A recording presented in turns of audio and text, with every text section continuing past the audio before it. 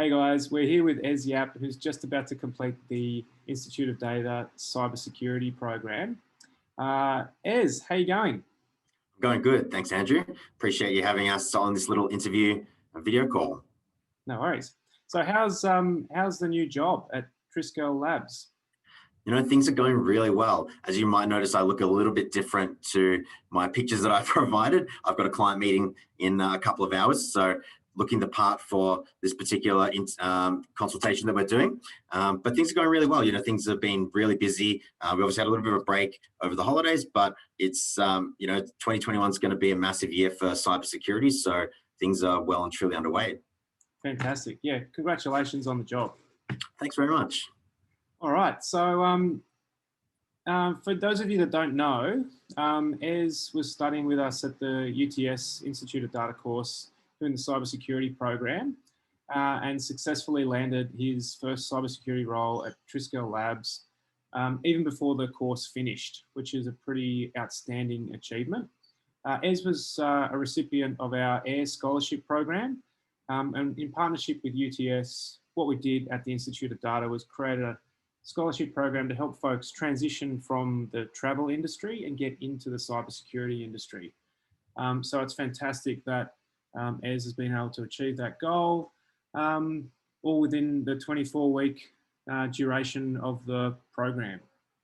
So yeah, Ez, with your background in sales and consulting in travel, what was it that motivated you to upskill and get into cyber?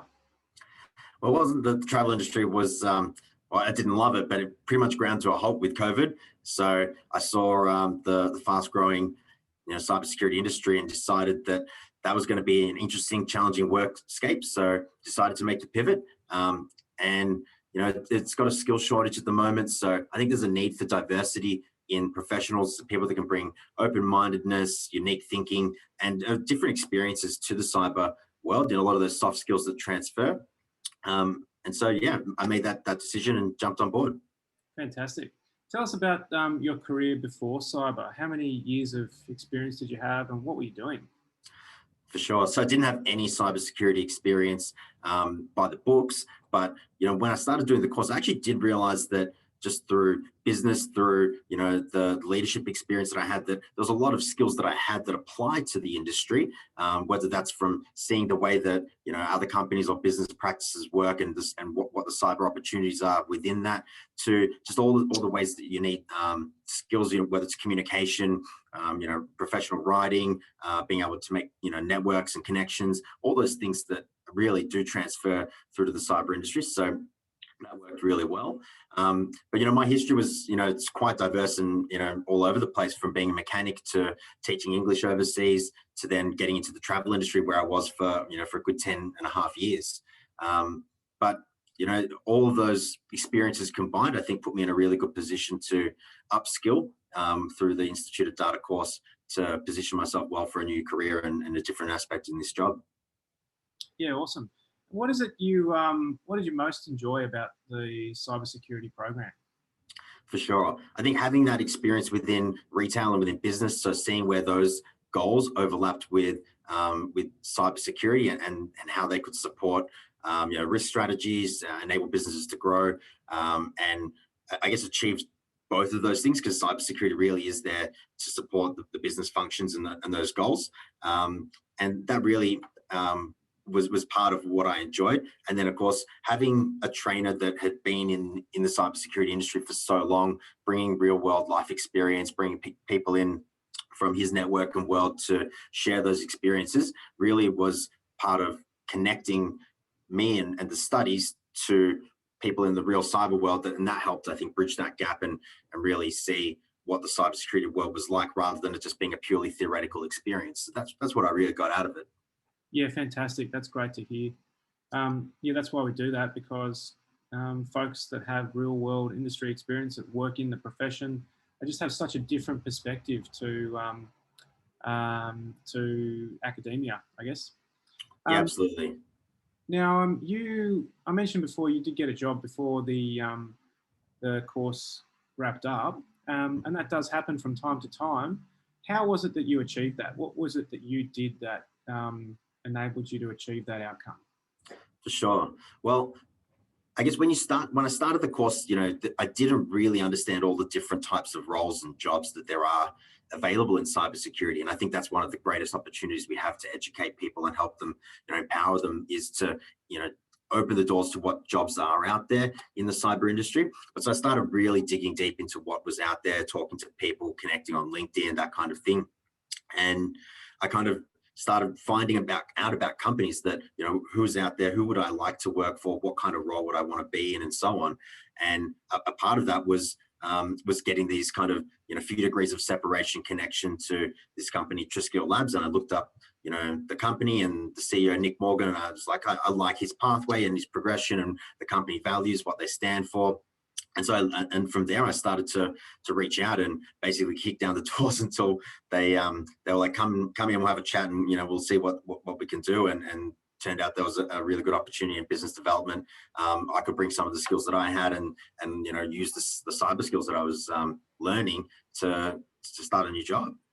Fantastic. So yeah, so would you say it's all about application and effort? It is, yeah. I think it's about knowing who you are, what you want to do, and then being able to translate that into where the company's at, what the job is that you're going for, and it kind of being explaining that you hear words like you need to show passion or whatever it is, and it's, I think, a bit more than just that. You've really got to understand where you want to get to, and be able to convey that and say, okay, I've got these skills that I can bring to help me along the way, and so on.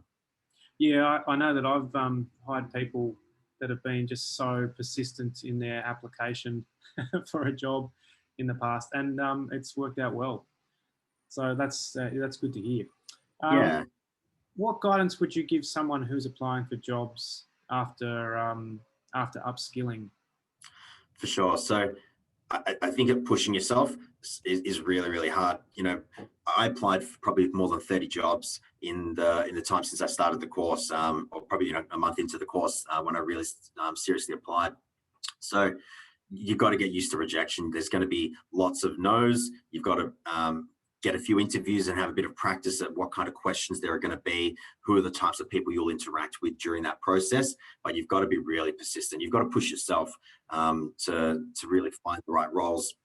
And then I think the other thing is to make the right connections, to build a network of people, because the networks that you make, that's, I think, a way that, especially within cyber, that a lot of people will help you along the way to find the right job and to support you in growing that experience. Yeah. Yeah, awesome. How did you prepare specifically for your interviews? So I'm all about preparation, like dial it up, all the way, and learn everything you can about that company. Read up on who's there at the company, what's their background. You've got to think of yourself as well, interviewing the company for you. You see people that apply for jobs and they put the same resume or the same cover letter out. That's not going to work a lot of the time. You need to really know who you are, what it is that you want, why you want it, and be able to translate that, convey that to the person that you're speaking to in an interview. And yeah, like, I just can't stress that preparation enough. Role play that with people in your house, or with other colleagues. Talk to people that have been through cyber interviews to find out what kind of questions they get, what are good questions to ask back, because an interview is a two-way process, I think, where you need to be able to know, okay, ask those investigative questions to find out, are you going to be the right fit for the company? Make sure that interviewer is asking those questions to themselves and going, oh yeah, I can see this person working here.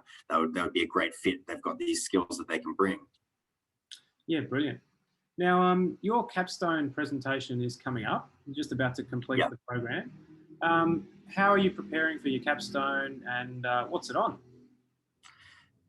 So I've been preparing for a long time, knowing that this project was going to come up at the end of the course. I've been thinking throughout what I want to do, what I want to work on.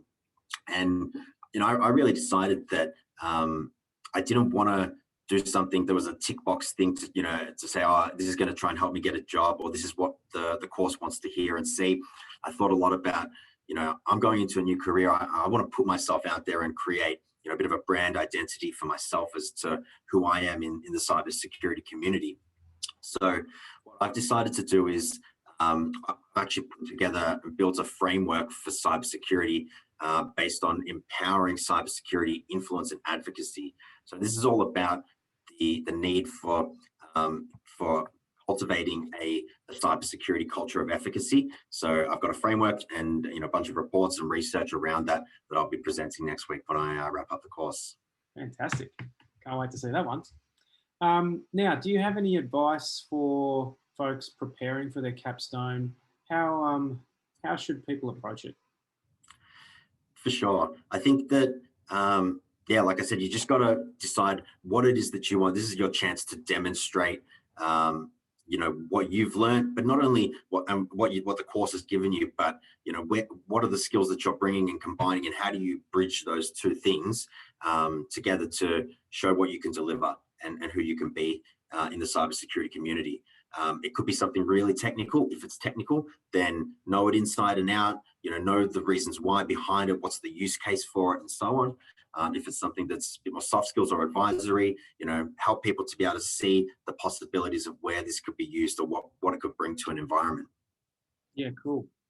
Now, what about more general advice for folks that are wanting to make a career change, folks that might not be in the cyber or data industry and thinking about a new career? For sure. Well, there's enrolling in the Institute of Data course. That's definitely going to be a start. But I think that the overall thing is that you've got to think of, how can I leverage this course? What have I got, that I can bring? How can I use a course like this as a stepping stone to launch into something else? And you've got to know how to round that out. There is, I don't think there's any one single course that's out there. You've got to be able to combine your skills, know what other skills there are, what's the next step after I do this course to keep building, to be on that pathway that I'm going. And once you can start to round that out, you need to ask a lot of people, what will be the best, pathway for me to go on for this job that I want to go for, or for this aspect of cybersecurity, say, and really round that out and build it. And then, the people, the relationships, that's so important. I know that I'm going to come out of the course with, a network of 15 other people, maybe more, with, connections that are, already in the cybersecurity community, that I'll be able to, have a really good peer network from that, as well as the trainers. Yeah, awesome. So how would you compare your situation now with 6 months ago? Well, it's very different. 12 months ago, there was about zero possibilities of where things could go. In the situation that I was, it was pretty dire. It still is in a lot of ways, sadly. But now, there's more possibilities than ever, I guess. There's so much to learn in the cybersecurity world. There's roles that are super technical. You've got ones that are people focused, and a whole sort of myriad of things in between. Even in the last couple of months, even since having this job, I've realized there's probably a dozen other types of roles within cybersecurity that there's a need for the people. Even at Triskele Labs here, we're growing heaps, and I've seen more people come on board, new roles be filled and get advertised, and so on. So it's really exciting to be a part of something like that. Yeah, brilliant. It's so good to hear you say that. We tell people all the time that the cybersecurity industry is wide and deep. There's a lot of variety in there. And yes, so Absolutely. much opportunity and possibility. So how would you say the program changed your perspective on what is actually required of a cybersecurity professional?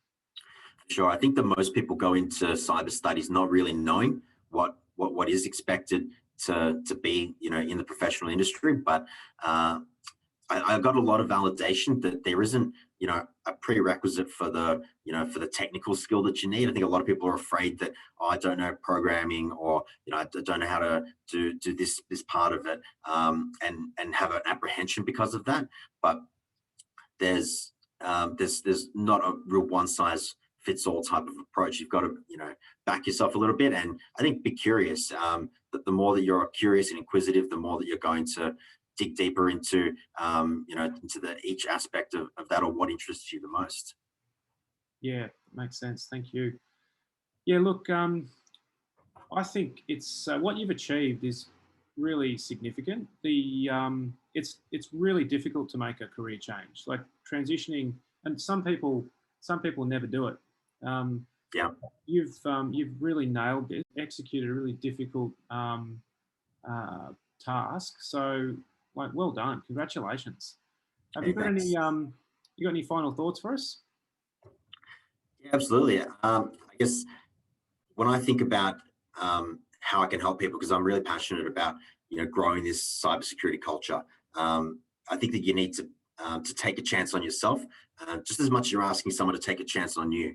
And whether that's your first step is doing a course, or you're at that step of asking someone for a job, you've got to be willing to take that chance on yourself. You've got to go, how can I grow? How can I become what I need to in order to make that change, and to develop the skills that are necessary. It's a bit of a journey that you've got to see yourself on, and that never really ends. I don't think most cyber professionals that I've met and connected to since I've been starting on this, is they're like, no, it's it never ends. What I want and where I see myself going is constantly evolving and changing. So I have this thing that I say is always ask myself, what's the legacy that I want to leave, and then fall in love with possibilities. I think that's a really two important questions to ask yourself. Is what else is out there? What else can I achieve? What can I do? Yeah, brilliant. Yeah, thanks a lot, Ez. I reckon I look forward to seeing your Capstone presentation, and also getting you involved as a mentor in the community as well. Absolutely. Yeah, that's really cool. I'd love to do that and be more involved. I think that it's important that we think as cyber professionals, what we can contribute back, because the more that we're able to, the better it is for a culture that's going to keep growing and welcoming more people in, opening that diversity up, and I guess strengthening the cyber resilience that we need. Brilliant. All right. Well, thanks again, and No worries. good luck for the client meeting this afternoon. Thanks. All right. Thanks, Ez. See ya.